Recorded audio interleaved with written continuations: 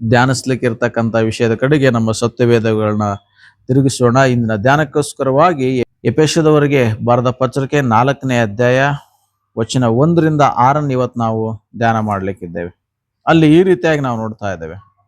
ನೀವು ದೇವರಿಂದ ಕರೆಯಲ್ಪಟ್ಟವರಾದ ಕಾರಣ ಯೋಗ್ಯರಾಗಿ ನಡೆದುಕೊಳ್ಳಬೇಕೆಂದು ಕರ್ತನ ಸೇವೆಯಲ್ಲಿ ಸೆರೆಯವನಾದ ನಾನು ನಿಮ್ಮನ್ನ ಪ್ರಬೋಧಿಸುತ್ತೇನೆ.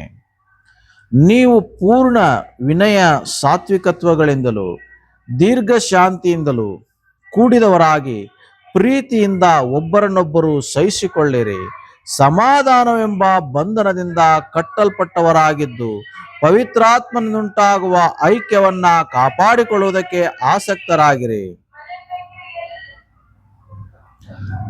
ನೀವೆಲ್ಲರೂ ಒಂದೇ ದೇಹಕ್ಕೆ ಸೇರಿದವರು, ಒಬ್ಬನೇ ಆತ್ಮನನ್ನ ಹೊಂದಿದವರು, ಒಂದೇ ಪದವಿಯನ್ನ ನಿರೀಕ್ಷಿಸುವುದಕ್ಕೆ ಕರೆಯಲ್ಪಟ್ಟವರು. ನಿಮ್ಮೆಲ್ಲರಿಗೂ ಕರ್ತನು ಒಬ್ಬನೇ, ಭರವಸವು ಒಂದೇ, ಸ್ಥಾನ ದೀಕ್ಷೆ ಒಂದೇ, ಎಲ್ಲರಿಗೂ ತಂದೆಯಾಗಿರುವ ದೇವರು ಒಬ್ಬನೇ. ಆತನು ಎಲ್ಲರ ಮೇಲಿರುವವನು, ಎಲ್ಲರ ಮುಖಾಂತರ ಕಾರ್ಯನಡೆಸುವವನು, ಎಲ್ಲರಲ್ಲಿಯೂ ವಾಸಿಸುವವನು ಆಗಿದ್ದಾನೆ ಎಂಬುವಂಥದ್ದು. ದೇವರ ಮಹಿಮೆ ಉಂಟಾಗಲಿ. ಇಲ್ಲಿ ದೇವರ ವಾಕ್ಯದಲ್ಲಿ ನಾವೇನ್ ನೋಡ್ತಾ ಇದ್ದೇವೆ ಅಂತ ನೋಡುವಾಗ, ಇಲ್ಲಿ ಪೌಲನು ಎಫೆಸಕ್ಕೆ ಪತ್ರಿಕೆ ಬರೆಯುವಂತ ಸಮಯದಲ್ಲಿ ಪೌಲನು ಸೆರೆಮನೆಯಲ್ಲಿ ಇದ್ದುಕೊಂಡು ಈ ಪತ್ರಿಕೆಯನ್ನ ಬರೀತಾ ಇದ್ದಾನೆ.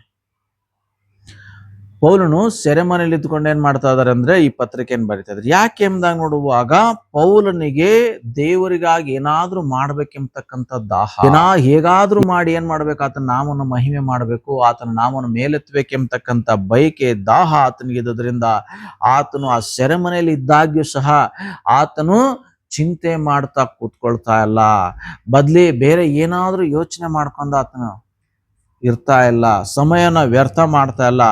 ಆ ಒಂದು ಸೆರೆಮನೆಯಲ್ಲಿ ಇದ್ದಾಗ್ಯೂ ಸಹ ಎಫೆಸದ ಸಭೆಯವ್ರನ್ನ ಆತನು ನೆನೆಸ್ಕೊಳ್ಳೋದನ್ನ ನಾವು ನೋಡ್ತಾ ಇದ್ದೇವೆ ಪ್ರೇರೆ. ಎಫೆಸ ಸಭೆಯವ್ರನ್ನ ನೆನೆಸ್ಕೊಂಡು ಸೆರೆಮನೆಯಲ್ಲಿದ್ದಂತ ಪೌಲನು ಹೇಳ್ತಾ ಇದ್ದಾನೆ. ಏನಂತ ಹೇಳ್ತಾ ಇದ್ದಾರೆ ಎಂಬ ನೋಡುವಾಗ, ನೀವು ದೇವರಿಂದ ಕರೆಯಲ್ಪಟ್ಟವರಾದ ಕಾರಣ ಯೋಗ್ಯರಾಗಿ ನಡೆದುಕೊಳ್ಳಬೇಕೆಂದು ಕರ್ತನ ಸೇವೆಯಲ್ಲಿ ಸೆರೆಯವನಾದ ನಾನು ನಿಮ್ಮನ್ನ ಪ್ರಬೋಧಿಸುತ್ತೇನೆ ಎಂಬುದಾಗಿ ಆತನು ಆರಂಭಿಸಿದ ಕುರಿತು ನಾವು ನೋಡ್ತಾ ಇದ್ದೇವೆ ಪ್ರೇರೆ. ಅಂದ್ರೆ ಇವತ್ತು ನಾವು ಧ್ಯಾನ ಮಾಡ್ಲಿಕ್ಕಿರ್ತಕ್ಕಂಥ ವಿಷಯ ಯೋಗ್ಯರಾಗಿ ನಡೆದುಕೊಳ್ಳ್ರಿ, ಯೋಗ್ಯರಾಗಿ ನಡೆದುಕೊಳ್ಳ್ರಿ ಎಂಬತಕ್ಕಂಥ ವಿಷಯವನ್ನು ನಾವಿವತ್ತು ಧ್ಯಾನ ಮಾಡ್ಲಿಕ್ಕಿದ್ದೇವೆ. ಯಾಕೆ ನಾವು ಯೋಗ್ಯರಾಗಿ ನಡೆದುಕೊಳ್ಬೇಕು ಎಂಬುದ್ರ ಕುರಿತಾಗಿ ಅಲ್ಲಿ ವಾಕ್ಯದಲ್ಲಿ ನಾವು ನೋಡ್ತಾ ಇದ್ದೇವೆ. ಪೌಲನು ಯೋಗ್ಯರಾಗಿ ನಡೆದುಕೊಳ್ಳ್ರಿ ಎಂಬುದಾಗಿ ಆತನು ಬೋಧಿಸ್ತಾ ಇದ್ದಾನೆ. ಹಾಗೇನೆ ಯಾಕೆ ಯೋಗ್ಯವಾಗಿ ನಡೆದುಕೊಳ್ಬೇಕು ಎಂಬುದ್ರ ಕುರಿತಾಗಿ ಈ ವಾಕ್ಯ ಭಾಗದಲ್ಲಿ ತಿಳಿಸ್ತಾ ಇದ್ದಾನೆ. ಯಾಕೆ ಯೋಗ್ಯರಾಗಿ ನಡೆದುಕೊಳ್ಬೇಕು ಎಂಬುದು ಮಾತ್ರವಲ್ಲ, ಹೇಗೆ ನಾವು ಯೋಗ್ಯರಾಗಿ ನಡೆದುಕೊಳ್ಬೇಕು, ಈ ಎಲ್ಲ ವಿಷಯಗಳನ್ನ ಏನ್ ಮಾಡ್ತಾ ಇದ್ದಾರೆ ಎಂಬುದು ನೋಡುವಾಗ ಪೌಲನು ಓದಿರ್ತಕ್ಕಂಥ 6 ವಚನಗಳಲ್ಲಿ ಆತನ ತಿಳಿಸೋದನ್ನು ನೋಡ್ತೇವೆ. ಒಂದು, ಯೋಗ್ಯರಾಗಿ ನಡೆದುಕೊಳ್ರಿ ಅಂತ ಹೇಳ್ತಾ ಇದ್ದಾರೆ. ಯಾಕೆ ಯೋಗ್ಯರಾಗಿ ನಡೆದುಕೊಳ್ಬೇಕು, ಹೇಗೆ ಯೋಗ್ಯರಾಗಿ ನಡೆದುಕೊಳ್ಬೇಕು ಎಂಬುದ್ರ ಬಗ್ಗೆ, ಯಾಕೆ ಹೇಗೆ ನಾವು ಯೋಗ್ಯರಾಗಿ ನಡ್ಕೊಳ್ಬೇಕೆಂಬುದ್ರ ಕುರಿತಾಗಿ ಇಲ್ಲಿ 6 ವಚನಗಳಲ್ಲಿ ಪೌಲನು ಸ್ಪಷ್ಟವಾಗಿ ಅದನ್ನ ತಿಳಿಸೋದ್ರ ಬಗ್ಗೆ ನಾವು ನೋಡ್ತಾ ಇದ್ದೇವೆ ಪ್ರೇರೆಯಲ್ಲಿ. ಇಲ್ಲಿ ದೇವರಿಂದ ನಾವು ಕರೆಯಲ್ಪಟ್ಟವರಾದ ಕಾರಣ ಯೋಗ್ಯರಾಗಿ ನಡೆದುಕೊಳ್ಬೇಕು. ಮೊದಲೇ ನಾವು ಯಾಕೆ ನಡೆದುಕೊಳ್ಬೇಕಂದ್ರೆ, ನಾವು ದೇವರಿಂದ ಕರೆಯಲ್ಪಟ್ಟವರಾದ ಕಾರಣ ನಾವೇನ್ ಮಾಡ್ಬೇಕಾಗಿದೆ ಅಂತಂದ್ರೆ ಯೋಗ್ಯರಾಗಿ ನಡೆದುಕೊಳ್ಬೇಕಾಗಿದೆ. ಅಂದ್ರೆ ಲೋಕದ ಎಷ್ಟೋ ಜನರಿದ್ದಾರೆ, ಆದಾಗ್ಯೂ ಸ್ವಾಮಿ ಏನ್ ಮಾಡಿಲ್ಲ ಅಂತಂದ್ರೆ ಎಲ್ಲರನ್ನೂ ಸಹ ಏನ್ ಮಾಡಿಲ್ಲ ಅಂದ್ರೆ, ಎಲ್ಲರಿಗೂ ಕರೆ ಆಯ್ತು, ಆದ್ರೆ ಎಲ್ಲರೂ ಸಹ ಏನ್ ಮಾಡ್ಲಿಲ್ಲ ಅಂತಂದ್ರೆ ಕರ್ತನ ಸ್ವರಕ್ಕೆ ಕಿವಿಗೊಡ್ಲಿಲ್ಲ, ಎಲ್ಲರೂ ಸಹ ಆತನನ್ನ ಹಿಂಬಾಲಿಸ್ಲಿಲ್ಲ. ಆದ್ದರಿಂದ ಇವತ್ತು ನಾವು ದೇವರ ಕರೆಗೆ ಹೋಗುಟ್ಟಿದ್ದೇವೆ ಅನ್ನೋದಾದ್ರೆ ನಾವು ಕರ್ತನ ದೃಷ್ಟಿಯಲ್ಲಿ ವಿಶೇಷವಾಗಿರ್ತಕ್ಕಂಥವರಾಗಿದ್ದೇವೆ. ಒಂದು ವೇಳೆ ನಾವು ಹೆಚ್ಚಿಗೆ ಓದದೇ ಇರಬಹುದು, ಹೆಚ್ಚಿನ ಜ್ಞಾನ ಇಲ್ಲದೆ ಇರಬಹುದು, ಹೆಚ್ಚಿನ ಲೌಕಿಕವಾಗಿರ್ತಕ್ಕಂಥ ತಿಳುವಳಿಕೆ ಇಲ್ಲದೆ ಇರಬಹುದು, ಆದರೆ ಈ ಲೋಕದಲ್ಲಿರ್ತಕ್ಕಂಥ ಎಲ್ಲ ಸೃಷ್ಟಿಗಳಿಗಿಂತ ನಾವೇನಾಗಿದ್ದೇವಪ್ಪ ಅಂತಂದ್ರೆ ಶ್ರೇಷ್ಠರಾಗಿದ್ದೇವೆ. ಯಾಕಂದ್ರೆ ದೇವರು ನಮ್ಮನ್ನ ಕರೆದಿದ್ದಾನೆ. ಆದ್ದರಿಂದ ನಾವೇನಾಗಿದ್ದೇವಪ್ಪ ಅಂದ್ರೆ ಧನ್ಯರಾಗಿದ್ದೇವೆ. ಇವತ್ತು ನಮ್ಮನ್ನ ಕರೆದಾತನ ಯಾರಾಗಿದ್ದಾನೆ? ದೇವರಾಗಿದ್ದಾನೆ. ನಮ್ಮನ್ನ ತನ್ನ ಸಾನ್ನಿಧ್ಯಕ್ಕೆ ಕರೆದಾತನು ಆತನೇ ಆಗಿರೋದ್ರಿಂದ, ಆತನು ನಮ್ಮನ್ನು ಕರೆದಂಥವರಾಗಿರೋದ್ರಿಂದ, ಆತನ ಮೂಲಕ ನಾವು ಕರೆಸಿಕೊಳ್ಳಲ್ಪಟ್ಟವರಾಗಿರೋದ್ರಿಂದ ನಾವು ಏನಾಗಿದ್ದೇವೆ ಅಂದ್ರೆ ಧನ್ಯರು, ಶ್ರೇಷ್ಠರು, ವಿಶೇಷವಾದಂಥವರು ಆಗಿದ್ದೇವೆ. ನಾವು ಸಾಮಾನ್ಯರಲ್ಲ. ದೇವರ ವಾಕ್ಯದಲ್ಲಿ ಏನ್ ಹೇಳ್ತದೆ? ದೇವರಿಂದ ಕರೆಯಲ್ಪಟ್ಟಂಥವರು ಅವರೇನಲ್ಲ ಅಂತಂದ್ರೆ ಸಾಮಾನ್ಯರಲ್ಲ. ಲೌಕಿಕ ದೃಷ್ಟಿಯಲ್ಲಿ ಅವರು ಸಾಮಾನ್ಯರಾಗಿರ್ಬೋದು, ಆದರೆ ದೇವರ ದೃಷ್ಟಿಯಲ್ಲಿ ಅವರು ಸಾಮಾನ್ಯರಲ್ಲ, ಅಸಾಮಾನ್ಯರಾಗಿದ್ದಾರೆ. ದೇವರಿಂದ ಕರೆಯಲ್ಪಟ್ಟಂಥವರು ಲೋಕವನ್ನು ಅಲ್ಲೋಲ ಕಲ್ಲೋಲ ಮಾಡ್ತಕ್ಕಂಥವರಾಗಿದ್ದಾರೆ. ದೇವರಿಂದ ಕರೆಯಲ್ಪಟ್ಟಂಥವರು ಅವರು ಬಹಳ ಶ್ರೇಷ್ಠರು, ದೇವ ಪುತ್ರರು ಅವರಾಗಿದ್ದಾರೆ. ಇವತ್ತು ನಾನು ನೀವುಗಳು ದೇವರಿಂದ ಕರೆಯಲ್ಪಟ್ಟಿದ್ದೇವೆ ಅಂತಂದ್ರೆ ನಾವು ದೇವರ ಪುತ್ರರಾಗುವುದಕ್ಕಾಗಿ ನಾವು ಕರೆಯಲ್ಪಟ್ಟಿದ್ದೇವೆ, ಆತನ ಮಕ್ಕಳಾಗೋದಕ್ಕೋಸ್ಕರವಾಗಿ ನಾವು ಕರೆಯಲ್ಪಟ್ಟಿದ್ದೇವೆ. ಅದರಿಂದ ಇವತ್ತು ನಾವೇನಾಗಿದ್ದೇವೆ ಅಂದ್ರೆ ಬಹಳ ಧನ್ಯರಾಗಿದ್ದೇವೆ, ಬಹಳ ಶ್ರೇಷ್ಠರಾಗಿದ್ದೇವೆ. ಲೋಕದಲ್ಲಿ ಎಲ್ಲರಿಗಿಂತ ನಾವೇನಾಗಿದ್ದೇವಪ್ಪ ಅಂದ್ರೆ ಉನ್ನತರಾಗಿದ್ದೇವೆ. ನಾವು ದೇವರಿಂದ ಕರೆಯಲ್ಪಟ್ಟಂಥವ್ರು. ಹೀಗೆ ಉನ್ನತರು, ಶ್ರೇಷ್ಠರು ನಾವು ಆಗಿರೋದ್ರಿಂದ, ದೇವರಿಂದ ಕರೆಯಲ್ಪಟ್ಟಂತ ನಾವು ಉನ್ನತರು, ಶ್ರೇಷ್ಠರು, ದೇವರ ದೃಷ್ಟಿಯಲ್ಲಿ ಯೋಗ್ಯರು ನಾವು ಆಗಿರೋದ್ರಿಂದ ನಾವೇನ್ ಮಾಡ್ಬೇಕಾಗಿದೆ ಅಂತಂದ್ರೆ ಯೋಗ್ಯವಾಗಿ ನಡೆದುಕೊಳ್ಬೇಕು ಎಂಬುದಾಗಿ ದೇವರ ವಾಕ್ಯದಲ್ಲಿ ನಮಗೆ ತಿಳಿಸೋದನ್ನ ನಾವು ನೋಡ್ತಾ ಇದ್ದೀವಿ. ನಾವಿವತ್ತು ಯಾಕೆ ಯೋಗ್ಯವಾಗಿ ನಡೆದುಕೊಳ್ಬೇಕಪ್ಪ ಅಂತ ಹೇಳಿ ನಾವು ನೋಡುವಾಗ ಈ ಎಲ್ಲ ವಿಚಾರ ಇದೆ. ಯಾಕೆ? ದೇವರಿಂದ ನಾವು ಕರೆಯಲ್ಪಟ್ಟವರಾದ ಕಾರಣ, ದೇವರ ವಂಶಸ್ಥರು, ದೇವರ ಮಕ್ಕಳು ನಾವು ಆಗಿರೋದ್ರಿಂದ ನಾವೇನ್ ಮಾಡ್ಬೇಕಾಗಿದೆ ಅಂತಂದ್ರೆ ಯೋಗ್ಯರಾಗಿ ನಡೆದುಕೊಳ್ಬೇಕಾಗಿದೆ. ಅಂದ್ರೆ ಈ ಲೋಕಕ್ಕೆ ನಮ್ಮನ್ನ ಏನ್ ಮಾಡಿದಾನಪ್ಪ ಅಂದ್ರೆ ದೇವರು ಬೆಳಕಾಗಿಟ್ಟಿದ್ದಾನೆ. ಈ ಲೋಕಕ್ಕೆ ನಮ್ಮನ್ನ ದೇವ್ರು ಏನ್ ಮಾಡಿದ್ದಾನೆ? ಉಪ್ಪಾಗಿಟ್ಟಿದ್ದಾನೆ. ಅಂದ್ರೆ ನಾವು ಈ ಲೋಕದಲ್ಲಿ ಆತನ ಪ್ರತಿನಿಧಿಗಳಾಗಿ ಸ್ವಾಮಿ ನಮ್ಮನ್ನ ಇಟ್ಟಿರೋದ್ರಿಂದ ನಾವೇನ್ ಮಾಡ್ಬೇಕಾಗಿದೆ ಅಂತಂದ್ರೆ ಯೋಗ್ಯರಾಗಿ ನಡೆದುಕೊಳ್ಬೇಕು. ಅಯೋಗ್ಯರಾಗಿ ನಡೆಯದೆ ನಾವು ಯೋಗ್ಯರಾಗಿ ನಡಿಬೇಕು. ಯಾಕೆ ಎಂಬ ನೋಡುವಾಗ ಮೊದಲನೇದಾಗಿ ನಾವು ದೇವರಿಂದ ಕರೆಯಲ್ಪಟ್ಟವರಾದ ಕಾರಣ ಯೋಗ್ಯರಾಗಿ ನಡ್ಕೋಬೇಕು. ವಚನ 4ರಿಂದ ಮುಂದುವರಿಸಿ ಯಾಕೆ ನಾವು ಯೋಗ್ಯರಾಗಿ ನಡೆದುಕೊಳ್ಬೇಕು ಅಂತ ಹೇಳಿ ನೋಡ್ತಾ ಇದ್ದೇವೆ. ಇದಾದ ಮೇಲೆ ನಾವು ಹೇಗೆ ಯೋಗ್ಯರಾಗಿ ನಡೆದುಕೊಳ್ಬೇಕು ಎಂಬ ವಿಚಾರವನ್ನು ಸಹ ನಾವಿಲ್ಲಿ ನೋಡ್ತಾ ಇದ್ದೇವೆ. ಈಗ ನಾವು ಯಾಕೆ ಯೋಗ್ಯರಾಗಿ ನಡೆದುಕೊಳ್ಬೇಕು ಎಂಬ ವಿಷಯದಲ್ಲಿ ನಾವಿದ್ದೇವೆ. ಇವಾಗ ಯಾಕೆ ಯೋಗ್ಯರಾಗಿ ನಡೆದುಕೊಳ್ಬೇಕು ಎಂಬುದನ್ನು ನೋಡುವಾಗ ನಾವು ದೇವರಿಂದ ಕರೆಯಲ್ಪಟ್ಟವರಾದ ಕಾರಣ ಯೋಗ್ಯರಾಗಿ ನಡೆದುಕೊಳ್ಬೇಕು. ವಚನ 4ರಿಂದ ಮುಂದುವರಿಸಲು ಹೇಳ್ತಾ ಇದೆ, ನೀವೆಲ್ಲರೂ ಒಂದೇ ದೇಹಕ್ಕೆ ಸೇರಿದವರು. ನಾವು ಯಾಕೆ ಯೋಗ್ಯರಾಗಿ ನಡೆದುಕೊಳ್ಬೇಕು? ದೇವರಿಂದ ಕರೆಯಲ್ಪಟ್ಟಂತವ್ರು ಎಂಬ ನೋಡುವಾಗ ನಾವೆಲ್ಲರೂ ಒಂದೇ ದೇಹಕ್ಕೆ ಸೇರಲ್ಪಟ್ಟವರಾದ ಕಾರಣ ಯೋಗ್ಯರಾಗಿ ನಡೆದುಕೊಳ್ಬೇಕು. ಅಂದ್ರೆ ಇವತ್ತು ಯೇಸುವನ್ನ ಹಿಂಬಾಲಿಸುವಂತ ನಾವೆಲ್ಲರೂ ಸಹ ನಾವೇನಾಗಿದ್ದೇವಪ್ಪ ಅಂದ್ರೆ ಯೇಸು ಕ್ರಿಸ್ತನೆಂಬ ಒಂದೇ ದೇಹಕ್ಕೆ ಸಂಬಂಧಪಟ್ಟ ವಿವಿಧ ಅಂಗಗಳು ನಾವು ಆಗಿರೋದ್ರಿಂದ ನಾವೇನ್ ಮಾಡಬೇಕಾಗಿದೆ? ಎಲ್ಲರೂ ಸಹ ಯೋಗ್ಯರಾಗಿ ನಡೆದುಕೊಳ್ಳಬೇಕಾಗಿದೆ. ಕ್ರಿಸ್ತನು ಹೇಗೆ ಈ ಲೋಕದಲ್ಲಿ ಬಂದಾಗ ಯೋಗ್ಯನಾಗಿ ಜೀವಿಸಿದ್ನೋ ಹಾಗೆ ಆತನ ಪ್ರತಿನಿಧಿಗಳಾಗಿ ಇಡಲ್ಪಟ್ಟಂತ ನಾನು ನೀವುಗಳು ಏನ್ ಮಾಡ್ಬೇಕಾಗಿದೆ ಅಂದ್ರೆ ಯೋಗ್ಯರಾಗಿ ನಡೆದುಕೊಳ್ಬೇಕು. ಯಾಕಂದ್ರೆ ನಾವು ಒಂದೇ ದೇಹಕ್ಕೆ, ಆ ಕರ್ತನ ದೇಹಕ್ಕೆ ನಾವು ಸೇರಿದವರಾಗಿರೋದ್ರಿಂದ ನಾವು ಯೋಗ್ಯವಾಗಿ ನಡೆದುಕೊಳ್ಬೇಕು. ಇನ್ನು ಮೂರನೇದಾಗಿ ನಾವು ಯಾಕೆ ಯೋಗ್ಯವಾಗಿ ನಡೆದುಕೊಳ್ಬೇಕೆಂಬುದಾಗಿ ನೋಡುವಾಗ ವಾಕ್ಯ ಹೇಳ್ತಾ ಇದೆ, ನಾವು ಒಬ್ಬನೇ ಆತ್ಮನನ್ನ ಹೊಂದಿರೋರಾಗಿರೋದ್ರಿಂದ, ನಾವೆಲ್ಲರೂ ಒಬ್ಬನೇ ಆತ್ಮನನ್ನ ಹೊಂದಿರೋದ್ರಿಂದ ನಾವೇನ್ ಮಾಡಬೇಕಾಗಿದೆ? ಯೋಗ್ಯವಾಗಿ ನಡೆದುಕೊಳ್ಬೇಕು ಎಂಬುದಾಗಿ ದೇವರ ವಾಕ್ಯದಲ್ಲಿ ನಾವು ನೋಡ್ತಾ ಇದ್ದೇವೆ ಪ್ರೇರೆ. ಅದರಿಂದ ಇವತ್ತು ನನ್ನಲ್ಲಿ ನಿಮ್ಮಲ್ಲಿ ಇರ್ತಕ್ಕಂಥ ಆತ್ಮ ಒಂದೇ, ಕ್ರಿಸ್ತನ ಆತ್ಮ ಒಂದೇ. ಅದರಿಂದ ನಾನು ನೀವುಗಳು ಏನ್ ಮಾಡಬೇಕಾಗಿದೆ? ಕ್ರಿಸ್ತನ ಆತ್ಮನ ಹೊಂದಿಕೊಂಡಿರ್ತಕ್ಕಂಥ ನಾವೇನ್ ಮಾಡಬೇಕಾಗಿದೆ? ಯೋಗ್ಯವಾಗಿ ನಡೆದುಕೊಳ್ಬೇಕು ಎಂಬುದಾಗಿ ವಾಕ್ಯ ನಮಗೆ ತಿಳಿಸ್ತಾ ಇದೆ. ಇನ್ನು ಮುಂದುವರಿಸಿ ಅಲ್ಲಿ ಹೇಳ್ತಾ ಇದೆ ಯಾಕೆ ನಾವು ಯೋಗ್ಯವಾಗಿ ನಡೆದುಕೋಬೇಕೆಂಬುದ ನೋಡುವಾಗ 4ನೇದಾಗಿ ಅಲ್ಲಿ ವಚನ ಹೇಳ್ತಾ ಇದೆ, ನಾವೆಲ್ಲರೂ ಒಂದೇ ಪದವಿಯನ್ನ ನಿರೀಕ್ಷಿಸುವುದಕ್ಕೆ ಕರೆಯಲ್ಪಟ್ಟವರಾಗಿರೋದ್ರಿಂದ ನಾವು ಯೋಗ್ಯವಾಗಿ ನಡ್ಕೋಬೇಕು.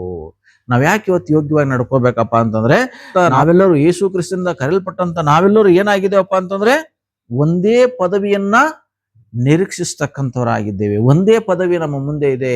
ಯಾವ್ದದು ಒಂದೇ ಪದವಿ? ಅದು ಕರ್ತನನ್ನ ಸೇರುವಂಥದ್ದು, ಕರ್ತನ ಪಾದಕ್ಕೆ ನಾವು ಮುಟ್ಟತಕ್ಕಂಥದ್ದು, ಪರಲೋಕ ರಾಜ್ಯ ಆ ಸಂಸ್ಥಾನಕ್ಕೆ ಸೇರತಕ್ಕಂಥ ಒಂದೇ ಪದವಿ ನಾವು ನಿರೀಕ್ಷಿಸ್ತಕ್ಕಂಥವ್ರಾಗಿದ್ದೇವೆ. ಅಂದ್ರೆ ನಾವು ಕ್ರಿಸ್ತನೊಂದಿಗೆ ಬದುಕುವ ಒಂದೇ ಒಂದು ನಿರೀಕ್ಷೆಯನ್ನು ಇಟ್ಕೊಂಡು ಯೇಸುವನ್ನ ಇವತ್ತು ನಾವೆಲ್ಲರೂ ಹಿಂಬಾಲಿಸ್ತಾ ಇದ್ದೇವೆ. ನಿತ್ಯ ಜೀವಕ್ಕಾಗಿ ನಾವು ಯೇಸುವನ್ನ ಹಿಂಬಾಲಿಸ್ತಾ ಇದ್ದೇವೆ. ಯೇಸುವಿನಿಂದ ಕರೆಯಲ್ಪಟ್ಟಂತ ನಾವೆಲ್ಲರೂ ಒಂದನ್ನೇ ನಿರೀಕ್ಷಿಸ್ತಕ್ಕಂಥದ್ದಾಗಿದ್ದೇವೆ, ಅದು ನಿತ್ಯ ಜೀವ. ಅದರಿಂದ ನಾವೆಲ್ಲರೂ ನಿರೀಕ್ಷಿಸ್ತಕ್ಕಂಥ ಪದವಿ ಒಂದೇ. ಅದು ಯಾವುದು? ದೇವರ ಮಕ್ಕಳಾಗುವಂತ ಪದವಿ, ದೇವರ ಜೊತೆಗಿರುವಂತ ಪದವಿ, ದೇವರು ಕೊಡುವಂತ ಪ್ರತಿಫಲವನ್ನು ಹೊಂದುವಂತ ಪದವಿಯ ಮೇಲೆ ನಾವೆಲ್ಲರೂ ಏನ್ ಮಾಡಿದ್ದೇವಪ್ಪ ಅಂದ್ರೆ ಕಣ್ಣಿಟ್ಟವರಾಗಿರೋದ್ರಿಂದ, ನಿರೀಕ್ಷೆ ನಿಟ್ಟವರಾದ ಕಾರಣ ನಾವೇನ್ ಮಾಡ್ಬೇಕಾಗಿದೆ ಅಂತಂದ್ರೆ ಯೋಗ್ಯವಾಗಿ ನಡ್ಕೋಬೇಕಂತ ಹೇಳಿ ದೇವರ ವಾಕ್ಯದಲ್ಲಿ ನಮಗೆ ತಿಳಿಸ್ತಾ ಇದೆ. ಮತ್ತೆ ಯಾಕೆ ನಾವು ಯೋಗ್ಯರಾಗಿ ನಡೆದುಕೊಳ್ಬೇಕೆಂಬುದ ನೋಡುವಾಗ 5ನೇದಾಗಿ ಹೇಳ್ತಾ ಇದೆ, ನಾವು ಒಬ್ಬನೇ ಕರ್ತನನ್ನ ಹೊಂದಿದವರಾಗಿರೋದ್ರಿಂದ, ನಾವು ಒಬ್ಬನೇ ಕರ್ತನನ್ನ ಆರಾಧಿಸ್ತಕ್ಕಂಥವ್ರು, ನಮ್ಮೆಲ್ಲರಿಗೆ ಕರ್ತನು ಒಬ್ಬರೇ ಆಗಿರೋದ್ರಿಂದ ನಾವೇನ್ ಮಾಡ್ಬೇಕಾಗಿದೆ, ಎಲ್ಲರೂ ಯೋಗ್ಯವಾಗಿ ನಡೆದುಕೊಳ್ಬೇಕು ಎಂಬುದಾಗಿ ದೇವರ ವಾಕ್ಯದಲ್ಲಿ ನಾವು ತಿಳಿಸೋದನ್ನ ನಾವು ನೋಡ್ತಾ ಇದ್ದೇವೆ. ಇನ್ನು ಮುಂದುವರಿಸಿ 6ನೇದಾಗಿ ನಾವು ಯಾಕೆ ಯೋಗ್ಯವಾಗಿ ನಡೆದುಕೊಳ್ಬೇಕೆಂಬುದನ್ನು ನೋಡುವಾಗ, ನಮ್ಮೆಲ್ಲರಿಗಿರತಕ್ಕಂಥ ಭರವಸೆ ಅಂದ್ರೆ ನಂಬಿಕೆ ಒಂದೇ ಆಗಿರೋದ್ರಿಂದ ನಾವು ಯೋಗ್ಯವಾಗಿ ನಡೆದುಕೊಳ್ಬೇಕು.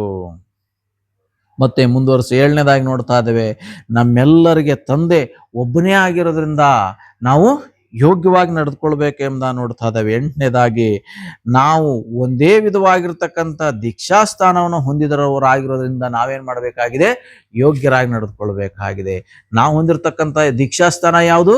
ನಾವು ನಮ್ಮ ಪಾಪಗಳಿಗೆ ಪಶ್ಚಾತ್ತಾಪ ಪಟ್ಟು, ಯೇಸು ಹೇಗೆ ಆ ನೀರಿನಲ್ಲಿ ಯೋರ್ದನ್ ಹೊಳೆಯಲ್ಲಿ ಮುಳುಗಿ ಆತನು ದೀಕ್ಷಾಸ್ಥಾನ ತೆಗೆದುಕೊಂಡು, ಹಾಗೆ ನಾವು ಒಂದೇ ದೀಕ್ಷಾಸ್ಥಾನವನ್ನು ತೆಗೆದುಕೊಂಡಂಥವರಾಗಿದೆ. ನಮ್ಮ ಪಾಪಗಳಿಗೆ ಪಶ್ಚಾತ್ತಾಪ ಪಟ್ಟು ಸಂಪೂರ್ಣ ನೀರಿನಲ್ಲಿ ಮುಳುಗಿ ಏನಾಗಿದೆ, ನಾವು ಪಾಪದ ಪಾಲಿಗೆ ಸತ್ತು ಮತ್ತೆ ಜೀವಿತರಾಗಿ ಎದ್ದು ಬಂದಿದ್ದೇವೆ.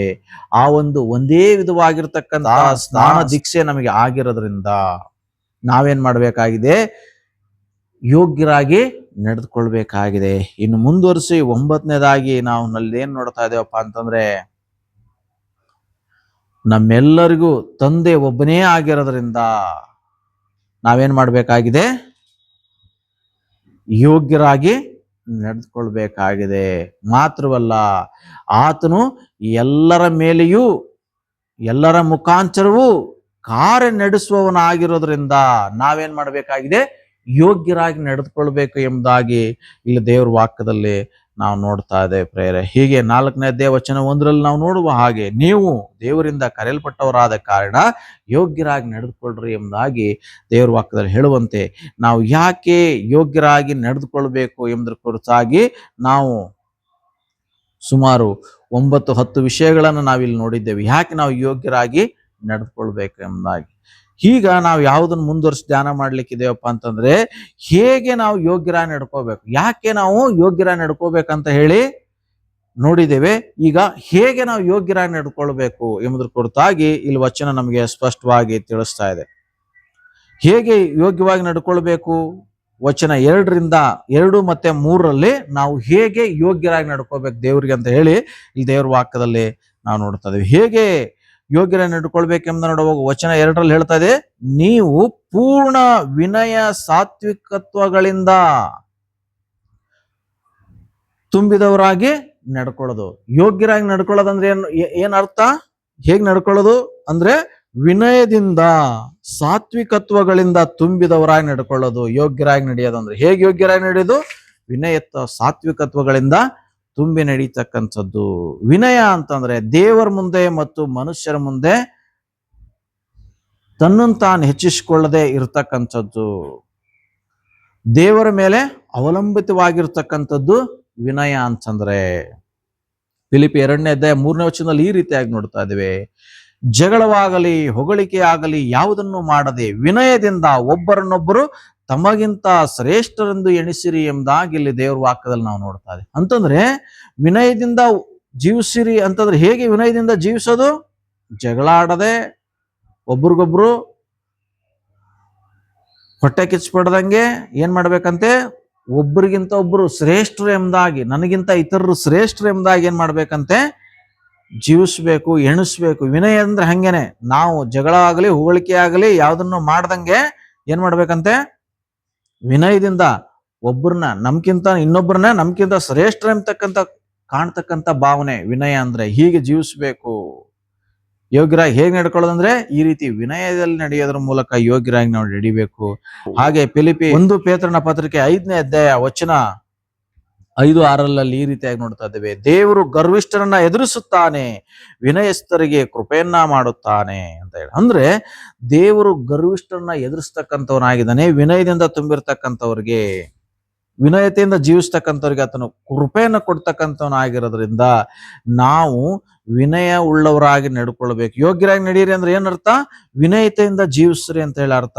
ಹಾಗೆ ದೇವ್ರ ವಾಕ್ಯದಲ್ಲಿ ನೋಡ್ತಾ ಇದ್ದೇವೆ. ಫಿಲಿಪಿ ಪತ್ರಿಕೆ 2ನೇ ಅಧ್ಯಾಯ ವಚನ 5-8 ಯೇಸು ಕ್ರಿಸ್ತನ ಕುರಿತಾಗಿ ಅಲ್ಲಿ ನಾವು ನೋಡ್ತಾ ಇದ್ದೇವೆ. ಯೇಸು ಕ್ರಿಸ್ತನ್ ಏನ್ ಮಾಡಿದಂದ್ರೆ ತನ್ನನ್ನು ತಾನು ತಗ್ಗಿಸಿಕೊಂಡು ಸೇವಕನ ರೂಪವನ್ನು ಧರಿಸಿಕೊಂಡು ಎಂಬುದಾಗಿ ಅಲ್ಲಿ ವಚನಗಳನ್ನು ಓದುವಾಗ ನಮಗೆ ಗೊತ್ತಾಗ್ತದೆ. ಯೇಸು ಸ್ವಾಮಿ ತನ್ನನ್ನು ತಾನು ತಗ್ಗಿಸಿಕೊಂಡು ದಾಸನ ರೂಪವನ್ನ ಅಂದ್ರೆ ಸೇವಕನ ರೂಪವನ್ನು ಧರಿಸಿಕೊಂಡು ಎಂಬುದಾಗಿ ಅಲ್ಲಿ ನೋಡ್ತಾ, ಅಂದ್ರೆ ಯೇಸುವಿನ ವಿನಯತೆಯನ್ನ ನಾವಿಲ್ಲಿ ನೋಡ್ತಾ ಇದ್ದೇವೆ. ಅದರಿಂದ ಯೋಗ್ಯರಾಗಿ ನಡೆಯೋದು ಹೇಗಪ್ಪ ಅಂತಂದ್ರೆ ವಿನಯದಿಂದ ಜೀವಿಸ್ತಕ್ಕಂಥದ್ದು. ವಿನಯತೆ ಮತ್ತು ಸಾತ್ವಿಕತ್ವದಿಂದ ಏನ್ ಮಾಡ್ಬೇಕಂದ್ರೆ ನಾವು ವಿನಯ ಸಾತ್ವಿಕತ್ವಗಳಿಂದಲೂ ಯೋಗ್ಯರಾಗಿ ನಡ್ಕೋಬೇಕು. ಅಂದ್ರೆ ಸಾತ್ವಿಕತ್ವ ಅಂದ್ರೆ ಏನ್ ಹಂಗಂದ್ರೆ, ವಿನಯ ಅಂದ್ರೆ ಏನಂತ ಗೊತ್ತಾಯ್ತು. ಈಗ ಸಾತ್ವಿಕತ್ವ ಹೇಗೆ, ಸಾತ್ವಿಕತ್ವ ಅಂತಂದ್ರೆ ಒಂದು ದುರ್ಬಲತೆ ಅಲ್ಲ.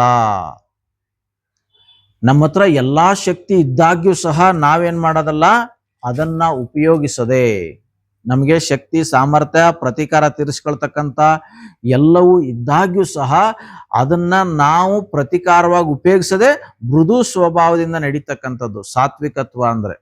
ಅಂದ್ರೆ ಹೊಡೆಯಕ್ ಶಕ್ತಿ ಇದೆ ನನಗೆ, ಆದ್ರೂ ನಾನು ಹೊಡೆಯದೇ ಇರೋದು ಸಾತ್ವಿಕತ್ವ. ಬೈಯಕ್ ಜೋರಾಗಿ ಬೈಯಕ್ ಬಾಯಿ ಇದೆ, ಧ್ವನಿ ಇದೆ, ಗಂಟ್ಲಿದೆ ಕಿರ್ಚಕ್ಕೆ, ಆದ್ರೂ ಬೈದಂಗಿರೋದು ಸಾತ್ವಿಕತ್ವ.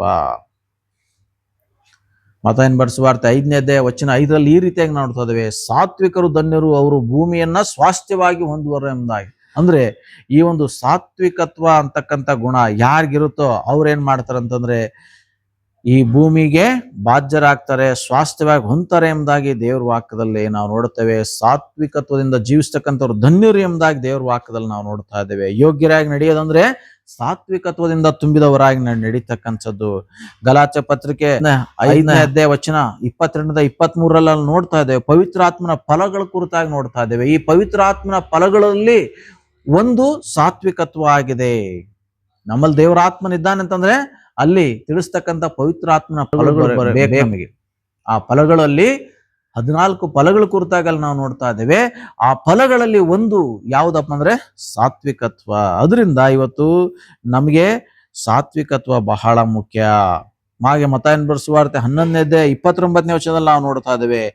ನಾನು ಸಾತ್ವಿಕನು ದೀನ ಮನಸ್ಸುಳ್ಳವನು ಆಗಿದ್ದೇನೆ ಎಂಬುದಾಗಿ ಯೇಸು ಸ್ವಾಮಿಯಲ್ಲಿ ಹೇಳೋದ್ರ ಬಗ್ಗೆ ನಾವು ನೋಡ್ತಾ ಇದ್ದೇವೆ. ಯೇಸು ಸ್ವಾಮಿ ಏನಾಗಿ ಹೇಳ್ತಾರೆ ಸ್ವತಃ ಮಾತು, ನಾನು ಸಾತ್ವಿಕನು ದೀನ ಮನಸ್ಸುಳ್ಳವನು ಆಗಿರೋದ್ರಿಂದ ನನ್ನ ನಗುವನ್ನ ನಿಮ್ಮ ಮೇಲೆ ಎತ್ತುಕೊಂಡು ಕಲ್ತ್ಕೊಳ್ರಿ ಎಂಬುದಾಗಿ ವಚನ ಹೇಳ್ತಾ ಇದೆ. ಅಂದ್ರೆ ಯೇಸು ಸಾತ್ವಿಕತ್ವ ದೀನತೆಯಿಂದ ಉಳ್ಳಂತವನ ಆಗಿರೋದ್ರಿಂದ ನಾವೇನ್ ಮಾಡಬೇಕಾಗಿದೆ, ಆತನ ಹಾಗೆ ಜೀವಿಸಬೇಕಾಗಿದೆ. ಯೇಸು ಸ್ವಾಮಿ ಲೋಕಕ್ಕೆ ಬಂದಂತ ಸಮಯದಲ್ಲಿ ಆತನಿಗೆಲ್ಲವೂ ಮಾಡುವ ಶಕ್ತಿ ಸಾಮರ್ಥ್ಯ ಇದ್ದಾಗ್ಯೂ ಸಹ ಆತನೇನ್ ಮಾಡಿದ್ನು, ವಿನಯದಿಂದ ಜೀವಿಸಿದನು, ಸಾತ್ವಿಕತ್ವದಿಂದ ಜೀವಿಸಿದನು. ಅಂದ್ರೆ ಒಬ್ಬ ದುರ್ಬಲನಂತೆ ಜೀವಿಸಿದನು. ಶಕ್ತಿ ಇಲ್ಲ ಅಂತ ಹೇಳಲ್ಲ, ಶಕ್ತಿ ಇತ್ತು, ಆದರೂ ಸಹ ಆತನೇನ್ ಮಾಡಿದ್ನು, ದುರ್ಬಲನಂತೆ ಜೀವಿಸಿದ್ನು. ತನ್ನ ಶಕ್ತಿ ಸಾಮರ್ಥ್ಯವನ್ನ ಎಲ್ಲಿಯೂ ಸಹ ತನ್ನ ಪವರ್ ಅನ್ನು ತೋರ್ಸ್ಕೊಳ್ಳಕ್ಕೆ ಮುಂದಾಗ್ಲಿಲ್ಲ. ಇವತ್ತು ಆತನ ಅನುಸರಿಸ್ತಕ್ಕಂಥ ನಾನು ನೀವುಗಳೇನ್ ಮಾಡ್ಬೇಕಾಗಿದೆ ಅಂದ್ರೆ ಯೋಗ್ಯರಾಗಿ ನಡ್ಕೋಬೇಕು. ಹೆಂಗ್ ಯೋಗ್ಯರಾಗಿ ನಡೆಯೋದಂದ್ರೆ ವಿನಯ ಸಾತ್ವಿಕತೆಯಿಂದ ತುಂಬಿದವರಾಗಿ ಯೋಗ್ಯರಾಗಿ ನಡ್ಕೊಳ್ಳೋದು. ಸಂಕ್ಷಿಪ್ತವಾಗಿ ವಿನಯ ಅಂತಂದ್ರೆ ಏನಪ್ಪಾ ಅಂತಂದ್ರೆ ನಾನು ದೇವರ ಕೃಪೆ ಇಲ್ಲದೆ ಏನೂ ಅಲ್ಲ ಅಂತಕ್ಕಂಥದ್ದು. ದೇವ್ರ ಕೃಪೆ ಇಲ್ಲ ಅಂದ್ರೆ ನಾನು ಏನು ಅಲ್ಲಪ್ಪ ಅಂತಕ್ಕಂಥ ಭಾವನೆ ವಿನಯ. ಸಾತ್ವಿಕತ್ವ ಅಂದ್ರೆ ಸರಳವಾಗಿ ನನಗೆ ಶಕ್ತಿ ಇದ್ದರೂ ಅದನ್ನ ನಾನೇನ್ ಮಾಡ್ತೇನೆ ಅಂತಂದ್ರೆ ಪ್ರೀತಿ ಮತ್ತು ನಿಯಂತ್ರಣದಿಂದ ಬಳಸ್ತೇನೆ ಅಂತಕ್ಕಂಥದ್ದು ಸಾತ್ವಿಕತ್ವ. ಇವುಗಳನ್ನ ರೂಢಿಸಿಕೊಂಡು ಇವುಗಳನ್ನ ಅನುಸರಿಸಿ ನಾವೇನ್ ಮಾಡ್ಬೇಕಾಗಿದೆ ಅಂತಂದ್ರೆ ಜೀವಿಸ್ಬೇಕೆಂಬುದಾಗಿ ದೇವ್ರ ವಾಕ್ಯದಲ್ಲಿ ನಾವು ನೋಡ್ತಾ ಇದ್ದೇವೆ. ಇವತ್ತು ಪೌಲನು ಸೆರೆಮನೆಯಲ್ಲಿದ್ದುಕೊಂಡು ಪತ್ರಿಕೆ ಮೂಲಕ ಎಫೆಸದವರಿಗೆ ಇವತ್ತು ನಮಗೆ ನಿಮ್ಗೆ ಎಚ್ಚರಿಸ್ತಕ್ಕಂಥದ್ದು ಏನಪ್ಪಾ ಅಂದ್ರೆ ಯೋಗ್ಯರಾಗಿ ನಡ್ಕೊಳ್ರಿ, ಯಾಕೆ ಯೋಗ್ಯರಾಗಿ ನಡ್ಕೊಳ್ರಿ ಎಂಬುದಾಗಿ ನೋಡಿದೀವಿ, ಹೇಗೆ ಯೋಗ್ಯರಾಗಿ ನಡ್ಕೊಳ್ಬೇಕು ಎಂಬುದಾಗಿ ನಾವು ನೋಡ್ತಾ ಇದ್ದೀವಿ. ಮೊದಲನೇದಾಗಿ ನಾವು ವಿನಯ ಸಾತ್ವಿಕತ್ವದಿಂದ ತುಂಬಿದವರಾಗಿ ನಾವು ಜೀವಿಸೋದು. ಹೇಗೆ ಯೋಗ್ಯರಾಗಿ ನಡ್ಕೊಳ್ಳೋದು? ವಿನಯ ಸಾತ್ವಿಕತ್ವದಿಂದ ತುಂಬಿದವರಾಗಿ. ಇನ್ನು ಎರಡನೇದಾಗಿ ನಾವು ನೋಡುವಾಗ ದೀರ್ಘ ಶಾಂತಿಯಿಂದ ಕೂಡಿದವರಾಗಿ ಇರೋದ್ರ ಮೂಲಕ ಏನ್ ಮಾಡ್ಬೇಕಾಗಿದೆ ಅಂದ್ರೆ ನಾವು ನಡ್ಕೊಳ್ಬೇಕಾಗಿದೆ. ಯೋಗ್ಯರಾಗಿ ನಡ್ಕೊಳ್ರಿ ಅಂದ್ರೆ ಏನರ್ಥ? ನಾವು ದೀರ್ಘ ಶಾಂತಿಯಿಂದ ಇರ್ಬೇಕಂತ ಹೇಳಿ ಅರ್ಥ. ದೀರ್ಘ ಶಾಂತಿ ಬಹಳ ಮುಖ್ಯ. ಇವಾಗ ರೈತ ಹೊಲದಲ್ಲಿ ಬೀಜ ಬಿತ್ತಾನೆ, ಬೀಜ ಬಿತ್ತಿದ ಮೇಲೆ ಏನ್ ಮಾಡ್ತಾನೆ? ಕಾಯ್ತಾನೆ ಅಲ್ವಾ? ಏನ್ ಮಾಡ್ತಾನೆ? ಬೀಜ ಬಿತ್ತಿದ ಮೇಲೆ ರೈತನು ಇವತ್ತು ಬಿತ್ತು ಬಂದು 2 ದಿನ ಬಿಟ್ಟು ಹೋಗ್ಬಿಟ್ಟು ಮಣ್ಣು ಎತ್ತಿ ಎತ್ತಿ ಕೇಳ್ತಾನ ಆ ಬೀಜನ, ಮೊಳಕೆ ಬಂತ ಬೆಳಿತಾ ಬೆಳಿತಾ ಬೆಳಿತಾ ಅಂತ ಇರಲ್ಲ. ಅವನೇ ಮಾಡ್ತಾನೆ, ತಾಳ್ಮೆಯಿಂದ ಕಾಯ್ತಾನೆ, ದೇವ್ರ ಮೇಲೆ ಭರವಸೆ ಕೊಟ್ಟು, ಸ್ವಾಮಿ ಬೀಜ ಬಿತ್ತು ಬಂದಿದ್ದೀನಪ್ಪ, ನೀನೇ ಬೆಳೆಸ್ಬೇಕಪ್ಪ ಅಂತ ಹೇಳೇನ್ ಮಾಡ್ತಾನೆ? ಬೀಜ ಬಿತ್ತದಷ್ಟೇ ರೈತನ ಕೆಲಸ ಅಲ್ವಾ? ಅದಕ್ಕೆ ಮಳೆ ಸುರಿಸೋದು, ಅದು ಬೆಳೆಯುವಂತ ವಾತಾವರಣ ನಿರ್ಮಾಣ ಮಾಡೋದು ದೇವ್ರ ಕೈಯಲ್ಲಿದೆ ಅಲ್ವಾ? ಹಾಗೆ ಅವನೇನ್ ಮಾಡ್ತಾನೆ? ದೀರ್ಘ ಶಾಂತಿಯಿಂದ ಇರ್ತಾನೆ. ಅವಾಗ್ಲೇ ಏನಾಗಕ್ ಸಾಧ್ಯಪ್ಪ ಅಂದ್ರೆ ಅದು ಫಲ ಬರಕ್ ಸಾಧ್ಯ. ಅವನ್ ಶಾಂತಿ ಸಮಾಧಾನ ಕಳಿಸ್ಕೊಂಡು 2 ದಿನಕ್ಕೂ ಹೋಗಿ ಬೀಜನೇ ಎತ್ತಿ ಎತ್ತಿ ನೋಡಿದ್ರೆ ಏನಾಗುತ್ತೆ? ಯಾವುದು ಫಲ ಬರಕ್ ಸಾಧ್ಯನೇ ಇಲ್ಲ ಅಲ್ವಾ? ಹಾಗೆ ದೀರ್ಘ ಶಾಂತಿಯಿಂದ ಕೂಡಿದವರಾಗಿರ್ಬೇಕು ನಾವು ದೇವ ಜನರು ಎಂಬುದಾಗಿ ದೇವ್ರ ವಾಕ್ಯದಲ್ಲಿ ನೋಡ್ತಾ. ಆದ್ರೆ ಇವತ್ತು ನಮ್ಮಲ್ಲಿ ಏನ್ ಸಮಸ್ಯೆಪ್ಪ ಅಂದ್ರೆ ನಮಗೆ ದೀರ್ಘ ಶಾಂತಿ ಇಲ್ಲ. ನಮ್ಗೆಲ್ಲ ಅರ್ಜೆಂಟಾಗಿ ಆಗ್ಬೇಕು, ಎಮರ್ಜೆನ್ಸಿ ಸ್ಪೀಡಾಗಿ ಆಗ್ಬೇಕು ನಮಗೆಲ್ಲವೂ. ಶಾಂತಿ, ದೀರ್ಘ ಶಾಂತಿ ಅಂತಕ್ಕಂಥದ್ದು ನಮ್ಮಲ್ಲಿಲ್ಲ. ಅದರಿಂದ ಯೋಗ್ಯರಾಗಿ ನಡೆದುಕೊಳ್ಳ್ರಿ ಅಂದ್ರೆ ಏನರ್ಥ? ದೀರ್ಘ ಶಾಂತಿಯಿಂದ ಇರ್ರಿ. ಯಾವಾಗ? ಎಲ್ಲಾ ವಿಧವಾದ ಸನ್ನಿವೇಶ ಸಂದರ್ಭಗಳಲ್ಲಿ ನಮ್ಮ ಜೀವಿತದಲ್ಲಿ ನಾವು ದೀರ್ಘ ಶಾಂತಿಯಿಂದ ಇರುವಾಗ ಏನ್ ಮಾಡ್ತಾರೆ ಅಂದ್ರೆ ದೇವರು ಕಾರ್ಯ ಮಾಡ್ತಾರೆ. ಅದರಿಂದ ನಾವೇನ್ ಮಾಡ್ಬೇಕಾಗಿದೆ ಅಂದ್ರೆ ದೀರ್ಘ ಶಾಂತಿಯಿಂದ ಜೀವಿಸ್ಬೇಕೆಂಬುದಾಗಿ ವಾಕ್ಯ ಹೇಳ್ತದೆ. ಮುಂದುವರ್ಸಿ ಮೂರನೇದಾಗಿ ನಾವು ಹೇಗೆ ಯೋಗ್ಯರಾಗಿ ನಡ್ಕೊಳ್ಳೋದಂತಂದ್ರೆ ಪ್ರೀತಿಯಿಂದ ಒಬ್ರಿಗೊಬ್ರು ಸಹಿಸಿಕೊಳ್ಳೋದ್ರ ಮೂಲಕ ಏನ್ ಮಾಡ್ಬೇಕಂತೆ? ಪ್ರೀತಿಯಿಂದ ನಾವು ನಡ್ಕೋಬೇಕು. ಅಂದ್ರೆ ಪ್ರೀತಿಯಿಂದ ಒಬ್ರಿಗೊಬ್ರು ಸಹಿಸಿಕೊಳ್ಳುವುದರ ಮೂಲಕವಾಗಿ ಏನ್ ಮಾಡ್ಬೇಕಾಗಿದೆ? ನಾವು ಯೋಗ್ಯರಾಗಿ ಕಾಣಿಸ್ಕೋಬೇಕು, ಯೋಗ್ಯರಾಗಿ ನಡೆದುಕೊಳ್ಬೇಕು. ದ್ವೇಷ, ಅಸೂಯೆ, ಕಹಿತನಗಳೆಲ್ಲ ಬದಲಾಗಿ ಪ್ರೀತಿಯಿಂದ ಒಬ್ರಿಗೊಬ್ರು ಏನ್ ಮಾಡ್ಬೇಕು? ಸಹಿಸಿಕೊಂಡು ಯೋಗ್ಯರು ನಾವು ಅಂತ ಅನ್ನೋದನ್ನ ನಿರೂಪಿಸಬೇಕಾಗಿದೆ. ಇನ್ನು 4ನೇದಾಗಿ ಅಲ್ಲಿ ನೋಡ್ತಾ ಇದ್ದೇವೆ, ಸಮಾಧಾನವೆಂಬ ಬಂಧನದಿಂದ ಕಟ್ಟಲ್ಪಡೋದ್ರ ಮೂಲಕವಾಗಿ ನಾವು ಯೋಗ್ಯರಾಗಿ ನಡ್ಕೋಬೇಕು. ಅಂದ್ರೆ ಸಮಾಧಾನದಿಂದ ತುಂಬಿರ್ತಕ್ಕಂಥವ್ರಾಗಿರ್ಬೇಕು. ಯೇಸು ಸ್ವಾಮಿ ಹೇಗೆ ಈ ಲೋಕದಲ್ಲಿ ಬಂದಂತ ಸಮಯದಲ್ಲಿ ಎಲ್ಲಾ ವಿಧವಾದ ಸನ್ನಿವೇಶ ಸಂದರ್ಭಗಳಲ್ಲಿ ಯೇಸು ಸ್ವಾಮಿ ಸಮಾಧಾನವಾಗಿದ್ನು, ಹಾಗೆ ನಾನು ನೀವುಗಳೇನ್ ಮಾಡ್ಬೇಕಾಗಿದೆ ಅಂದ್ರೆ ಸಮಾಧಾನ ಎಂಬ ಬಂಧನದಿಂದ ಕಟ್ಟಲ್ಪಟ್ಟವರಾಗಿ ಯೋಗ್ಯರಾಗಿ ನಡೆದುಕೋಬೇಕಾಗಿದೆ. ಇನ್ನು 5ನೇದಾಗಿ ನಾವು ನೋಡುವಾಗ ಇಲ್ಲಿ ವಾಕ್ಯದಲ್ಲಿ ನೋಡ್ತಾ ಇದ್ದೇವೆ, ಪವಿತ್ರಾತ್ಮನಿಂದ ಉಂಟಾಗುವ ಐಕ್ಯವನ್ನ ಕಾಪಾಡಿಕೊಳ್ಳುವುದರಲ್ಲಿ ಆಸಕ್ತರಾಗಿರೋದ್ರ ಮೂಲಕವಾಗಿ ನಾವು ಯೋಗ್ಯರಾಗಿ ನಡೆದುಕೊಳ್ಬೇಕು. ಅಂದ್ರೆ ನಾವೆಲ್ಲರೂ ಸಭಿಕರೆಲ್ಲರೂ ದೇವ ಜನರೆಲ್ಲರೂ ಒಂದೇ, ಮನೆಯಲ್ಲಿರ್ತಕ್ಕಂಥ ಸದಸ್ಯರೆಲ್ಲರೂ ನಾವು ಒಂದೇ ಎಂಬತಕ್ಕಂಥ ಐಕ್ಯತೆ ಇಂದ ಜೀವಿಸೋದ್ರ ಮೂಲಕ ನಾವೇ ಮಾಡ್ಬೇಕಾಗಿದೆ ಅಂದ್ರೆ ಯೋಗ್ಯರಾಗಿ ನಡ್ಕೋಬೇಕು. ಸಭೆಯಲ್ಲಿ ಕಿತ್ತಾಟ, ಕುಟುಂಬಗಳಲ್ಲಿ ಕಿತ್ತಾಟ, ದೇಶ ರಾಜ್ಯದಲ್ಲಿ ಕಿತ್ತಾಟ, ಸಂಬಂಧಿಕರ ಮಧ್ಯದಲ್ಲಿ ಕಿತ್ತಾಟ, ಜಗಳಗಳು ಹೀಗೆ ನಡೀತಾ ಇದ್ರೆ ನಮ್ಮನ್ನು ಯಾರು ತಾನೇ ಯೋಗ್ಯರೆಂಬುದಾಗಿ ಕಾಣ್ಲಿಕ್ಕೆ ಸಾಧ್ಯ? ನಮ್ಮನ್ನು ಯಾರು ತಾನೇ ಯೋಗ್ಯರೆಂಬುದಾಗಿ ಎಣಿಸ್ಲಿಕ್ಕೆ ಸಾಧ್ಯ? ಇಹದಲ್ಲಿಯೂ ಪರದಲ್ಲಿಯೂ ನಾವು ಯೋಗ್ಯರಾಗಿ ಕಾಣಿಸ್ಕೊಳ್ಳಕ್ಕೆ ಅಸಾಧ್ಯ. ಅದರಿಂದ ನಾವು ದೇವರಾತ್ಮನಿಂದ ಉಂಟಾಗುವ ಐಕ್ಯವನ್ನ ಅಂದ್ರೆ ಪರಿಶುದ್ಧಾತ್ಮ ನಮಗೆ ಕೊಡ್ತಕ್ಕಂಥ ಐಕ್ಯತೆಯನ್ನ, ಒಂದೇ ಮನಸ್ಸನ್ನ ಹೊಂದಿಕೊಂಡವರಾಗಿ ನಾವೇನ್ ಮಾಡ್ಬೇಕಾಗಿದೆ ಅಂದ್ರೆ ನಮ್ಮ ಐಕ್ಯತೆಯನ್ನ ಕಾಪಾಡಿಕೊಳ್ಳೋದ್ರಲ್ಲಿ ನಾವು ಆಸಕ್ತಿಯಿಂದ ಇರಬೇಕು. ನಮ್ಮ ಐಕ್ಯತೆಯನ್ನ, ನಮ್ಮ ಅನ್ಯೋನ್ಯತೆಯನ್ನ ಹಾಳು ಮಾಡೋ ವಿಷಯಗಳಲ್ಲಿ ಎಚ್ಚರಿಕೆ ವಹಿಸಿ ನಾವು ಒಂದಾಗಿರಕ್ಕೆ ನಾವೇನ್ ಮಾಡ್ಬೇಕಂದ್ರೆ ಆಸಕ್ತಿಯಿಂದ ಇಂಟ್ರೆಸ್ಟ್ ಆಗಿ ಇರೋದ್ರ ಮೂಲಕ ನಾವೇನ್ ಮಾಡ್ಬೇಕಾಗಿದ್ರೆ ಯೋಗ್ಯರಾಗಿ ನಡೆದುಕೊಳ್ಬೇಕಾಗಿದೆ. ಇನ್ನು ಕೊನೆಯದಾಗಿ ನಾವು ಹೇಗೆ ಯೋಗ್ಯರಾಗಿ ನಡೆದುಕೊಳ್ಬೇಕೆಂಬುದನ್ನು ನೋಡುವಾಗ ದೇವ್ರ ವಾಕ್ಯದಲ್ಲಿ ನೋಡ್ತಾ ಇದ್ದೇವೆ, ನಾವೆಲ್ಲರೂ ಒಂದೇ ದೇಹಕ್ಕೆ ಸೇರಿದವರೆಂದು ತಿಳಿದು ಬಾಳದ್ರ ಮೂಲಕ ಏನ್ ಮಾಡ್ಬೇಕಾಗಿದೆ ಅಂತಂದ್ರೆ ಯೋಗ್ಯರಾಗಿ ನಡೆದುಕೊಳ್ಬೇಕಾಗಿದೆ. ಹೀಗೆ ಇವತ್ತು ನಾನು ನೀವುಗಳು ದೇವರಿಂದ ಕರೆಯಲ್ಪಟ್ಟಂತ ನಾವೆಲ್ಲರೂ ಸಹ ಏನಾಗಿದ್ದೇವಪ್ಪ ಅಂದ್ರೆ ಕ್ರಿಸ್ತನ ದೇಹಕ್ಕೆ ಸಂಬಂಧಪಟ್ಟವರಾಗಿರೋದ್ರಿಂದ ನಾವೆಲ್ಲರೂ ಒಂದೇ, ನಾವ್ಯಾರು ಬೇರೆ ಬೇರೆ ಅಲ್ಲ. ಕ್ರಿಸ್ತನೆಂಬ ಒಂದೇ ದೇಹದ ವಿವಿಧ ಅಂಗಗಳು ಎಂಬತಕ್ಕಂಥ ಭಾವನೆಯಿಂದ ನಾವು ಜೀವಿಸೋದ್ರ ಮೂಲಕ ಏನ್ ಮಾಡ್ಬೇಕಾಗಿದೆ ಅಂದ್ರೆ ಒಂದಾಗಿ ಬಾಳೋದ್ರ ಮೂಲಕವಾಗಿ ನಾವೇನ್ ಮಾಡ್ಬೇಕಾಗಿದೆ ಅಂದ್ರೆ ಯೋಗ್ಯರಾಗಿ ಜೀವಿಸ್ಬೇಕಾಗಿದೆ. ಅದರಿಂದ ಪೌಲನ ಭಾರ ಇವತ್ತು ದೇವಜನರಾಗಿರ್ತಕ್ಕಂಥ ನಮ್ಮ ಕುರಿತು ಪೌಲ್ಗಿದ್ದಂತ ಒಂದು ಭಾರ ಏನಪ್ಪಾ ಅಂತಂದ್ರೆ ನಾವೆಲ್ಲರೂ ಯೋಗ್ಯರಾಗಿ ನಡಿಬೇಕೆಂಬತಕ್ಕಂಥದ್ದು ದೇವ್ರ ವಾಕ್ಯ ನಮಗೆ ತಿಳಿಸ್ತಕ್ಕಂಥದ್ದು ನಾವು ಯೋಗ್ಯರಾಗಿ ನಡಿಬೇಕೆಂಬುದಾಗ ಅದರಿಂದ ನಮ್ಮನ್ನು ನಾವು ದೇವರ ಹಸ್ತಕ್ಕೆ ಒಪ್ಪಿಸ್ಕೊಡೋಣ. ನಾವು ಯಾವ್ಯಾವ ವಿಷಯಗಳಲ್ಲಿ ಅಯೋಗ್ಯರಾಗಿದ್ದೇವೋ ಆ ಎಲ್ಲ ಅಯೋಗ್ಯತನವನ್ನು ಸ್ವಾಮಿ ತೆಗೆದುಹಾಕು, ನಾವುಗಳು ಯೋಗ್ಯರಾಗಿ ನಡೆಯೋಕ್ಕೆ ನಿನ್ನ ನಾವು ಮಹಿಮೆ ಮಾಡೋಕ್ಕೆ ನಮಗೆ ನಿನ್ನ ಆತ್ಮನ ಸಹಾಯವನ್ನು ಒದಗಿಸು ಎಂಬುದಾಗಿ ನಮ್ಮನ್ನು ನಾವು ದೇವರ ಹಸ್ತಕ್ಕೆ ಒಪ್ಪಿಸಿಕೊಟ್ಟವರಾಗಿ ಪ್ರಾರ್ಥನೆ ಮಾಡೋಣ. ಸರ್ವಶಕ್ತನಾಗಿರುವ ಪ್ರಭು, ಈ ಸಮಯಕ್ಕಾಗಿ ನಿಮಗೆ ಮಹಿಮೆ ಮಾಡುತ್ತೇವಪ್ಪ. ಹೌದು, ದೇವಜನರಾದ ನಾವು ಯೋಗ್ಯರಾಗಿ ನಡೆದುಕೊಳ್ಳಬೇಕೆಂಬುದಾಗಿ ನಿನ್ನ ವಾಕ್ಯವನ್ನು ಧ್ಯಾನಿಸಿದ್ದೇವಪ್ಪ. ನಾವು ಯಾಕೆ ಯೋಗ್ಯರಾಗಿ ನಡಿಬೇಕು, ಹೇಗೆ ಯೋಗ್ಯರಾಗಿ ನಡಿಬೇಕು ಎಂಬುದರ ಕುರಿತಾಗಿ ನಾವು ಧ್ಯಾನಿಸಿದ್ದೇವೆ ಸ್ವಾಮಿ. ಈ ಧ್ಯಾನಿಸಿರ್ತಕ್ಕಂಥ ವಿಚಾರಗಳನ್ನು ನಮ್ಮ ಮನಸ್ಸಿನಲ್ಲಿಟ್ಟುಕೊಂಡವರಾಗಿ ನಾವು ಎಲ್ಲಾ ಸಮಯ ಎಲ್ಲಾ ಸಂದರ್ಭಗಳಲ್ಲಿ ಎಲ್ಲ ವಿಧವಾದ ಪರಿಸ್ಥಿತಿಗಳಲ್ಲಿ ನಾವು ಯೋಗ್ಯರಾಗಿ ಕಾಣಿಸಿಕೊಳ್ಳುವಂತೆಯೂ ಈ ಲೋಕಕ್ಕೆ ಬೆಳಕಾಗಿ ಉಪ್ಪಾಗಿರುವಂತೆ ಕೃಪೆ ಮಾಡು ಸ್ವಾಮಿ.